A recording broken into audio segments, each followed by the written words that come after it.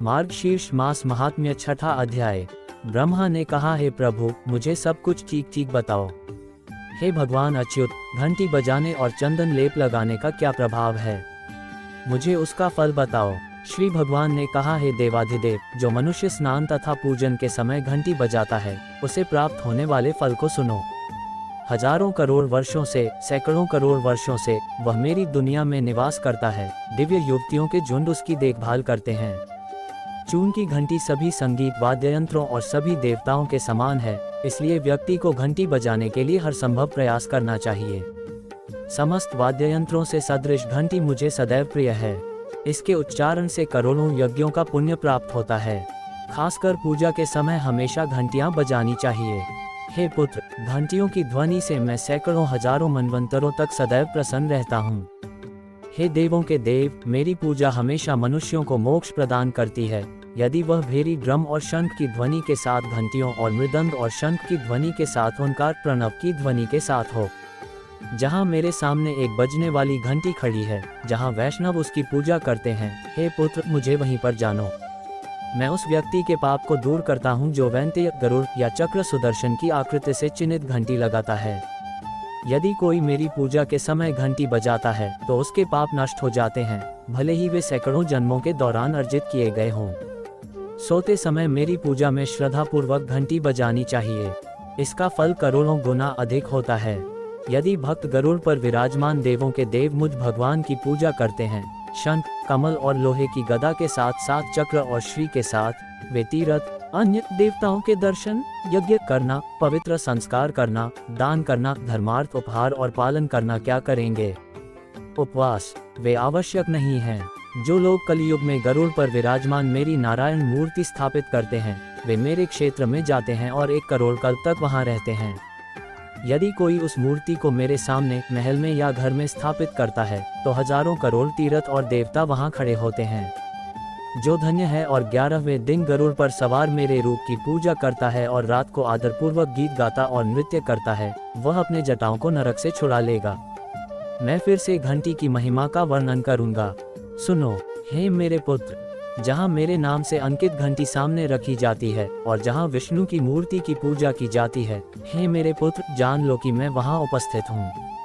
जो कोई मेरे सामने धूप जलाने, दीप जलाने, स्नान करने, पूजा करने या अर्घ्य लगाने के समय गरुड़ चिन्ह अंकित करके घंटी बजाता है, उसे 10,000 यज्ञों का पुण्य प्राप्त होता है। उनमें से प्रत्येक संस्कार के लिए 10,000 गायों का दान धार्मिक उपहार के रूप में और 100 चांद्रायन अनुष्ठान। भले ही पूजा प्रक्रियात्मक निषेधाज्ञा के अनुरूप न हो, यह उन पुरुषों के लिए फलदायी होगी। घंटे की ध्वनि से प्रसन्न होकर मैं उन्हें अपना क्षेत्र प्रदान करता हूँ। यदि गरुड़ और चक्र से अंकित घंटा बजाया जाए तो करोड़ों जन्मों का भय नष्ट हो जाता है।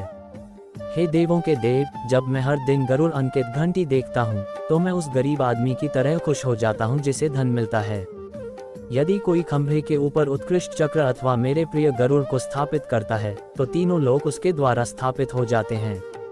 मनुष्य करोड़ों पापों से दूषित हो सकता है, परंतु यदि मृत्यु के समय उसे चक्रधारी घंटे की ध्वनि सुनाई दे तो यम के सेवक निराश हो जाते हैं।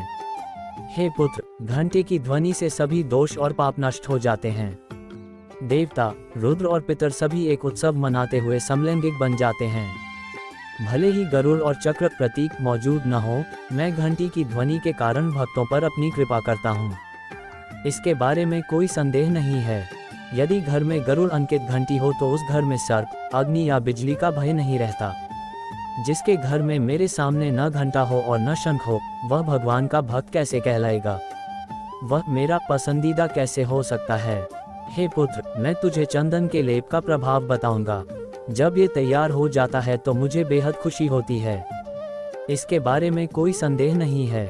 चंदन, फूल, कपूर, एग्लोकम, कस्तूरी, जायफल और तुलसी के साथ मुझे अर्पण करने से मुझे बहुत खुशी होती है। जो श्रेष्ठ मनुष्य मुझे सदैव तुलसी की टहनियाँ अर्पित करता है, वह अनंत युगों तक स्वर्ग में रहता है। यदि काल में कोई भक्तिपूर्वक महाविष्णु को तुलसी और चंदन अर्पित करता है और मालती चमेली के फूलों से उनकी पूजा करता है, तो वह फिर कभी किसी भी मां के स्तन नहीं चूसेगा, अर्थात मुक्त हो जाता है। यदि कोई मुझे तुलसी की टहनियों के साथ चंदन का लेप देता है, तो मैं उसके पिछले सैकड़ों जन्मों के सभी पापों को जला देता हूँ। तुलसी की टहनियाँ और चंदन का लेप सभी देवताओं और विशेषकर पितरों को सदैव प्रिय है। जब तक मुझे तुलसी की टहनियाँ और चंदन का पेस्ट नहीं चढ़ाया जाता, तब तक श्रीखंड, चंदन और काला अगलोकम उत्कृष्ट माने जा सकते हैं। कस्तूरी की सुगंध और कपूर की मीठी गंध उत्कृष्ट है, जब तक कि तुलसी की टहनियाँ और चंदन का पेस्ट मुझे अर्पित नहीं किया जाता है। जो लोग कलयुग में मार्गशीर्ष माह में मुझे तुलसी की टहनियाँ और चंदन का पेस्ट चढ़ाते हैं, उनकी इच्छाएं पूरी होती हैं और वे धन्य होते हैं। इसके बारे में कोई संदेह नहीं है। यदि कोई भगवान का भक्त होने का दावा करता है, लेकिन मार्गशीर्ष महीने में तुलसी और चंदन का लेप नहीं चढ़ाता है, तो वह वास्तविक भागवत भगवान का भक्त नहीं है। यदि कोई मार्गशीर्ष माह में मेरे शरीर पर केसर, एग्लोकम और चंदन का लेप लगाएगा, तो वह 1 करोड़ काल तक स्वर्ग में रहेगा। भक्त को कपूर और अगलोकम को मिलाकर चंदन का लेप करना चाहिए। विशेषकर मस्क हमेशा से मेरे पसंदीदा हैं। यदि कोई मार्गशीर्ष माह में शंख में चंदन लेकर मेरे शरीर पर लगाता है, तो मैं उस पर 100 वर्षों तक प्रसन्न रहता हूँ। जो मार्गशीर्ष के दौरान सदैव तुलसी के पत्तों और हरड़ से भक्तों की सेवा करता है, उसे अपना इच्छित उद्देश्य प्राप्त होता है।